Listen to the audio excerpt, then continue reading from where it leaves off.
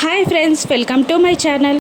మిత్ర లక్కీని కాపాడినందుకు మనీషా బుట్టలో పడిపోయి మనీషాని పెళ్లి చేసుకుంటానంటాడు. దాంతో దేవయాని మనీషా ఇద్దరు చాలా సంతోషంగా ఉంటారు. ఇక దేవయాని మనీషాని ఇలా అంటూ ఉంటుంది, త్వరగా మీ పెళ్ళి జరగాలి, కానీ అప్పటి వరకు మనం జాగ్రత్తగా ఉండాలి అని అంటూ ఉంటుంది దేవయాని మనీషాని. ఈ పెళ్ళి ఎవరు ఆపుతారంటీ అని మనీషా అంటుంటుంది. మరోవైపు మిత్ర మనీషాని పెళ్ళి చేసుకుంటాను అనగానే ఇంట్లో వాళ్ళందరూ బాధపడుతూ టెన్షన్ పడుతూ ఉండగా లక్ష్మి మాత్రం ఏడుస్తూ ఉంటుంది. ఇక అరవింద లక్ష్మిని ఇలా అంటూ ఉంటుంది, ఇప్పటికీ కూడా అలాగే ఏడుస్తూ ఉంటావా?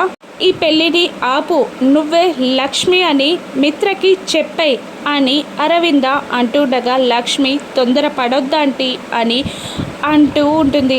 మరోవైపు దేవయాని ఖచ్చితంగా తను ఈ పెళ్ళిని ఆపుతుంది అని అంటుండగా మనీషా ఎలా ఆపుతుందంటే తను లక్ష్మి అని చెప్పితేనే ఈ పెళ్ళిని ఆపగలుగుతుంది. అప్పుడు మిత్ర లక్ష్మిని క్షమిస్తాడా? ఖచ్చితంగా క్షమించడు అని మనీషా అంటుంటుంది.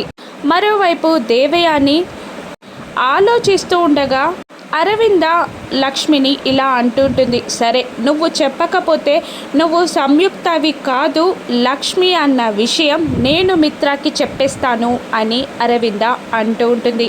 లక్ష్మి బాధగా ఏడుస్తూ ఉంటుంది. ఇక దేవయాని మనీషా ఇద్దరు సంయుక్త లక్ష్మి ఒక్కరే అని తెలిసినా కూడా మిత్ర ఖచ్చితంగా లక్ష్మిని క్షమించడు అని అనుకుంటూ ఉంటారు. ఇక అరవింద మిత్రకి నిజం చెప్పేస్తుందా? సంయుక్త లక్ష్మి ఒకరే అని నిజం చెప్పేసి మనీషా బండారాన్ని బయట పెడుతుందా? మిత్ర మనసు మారనుందా?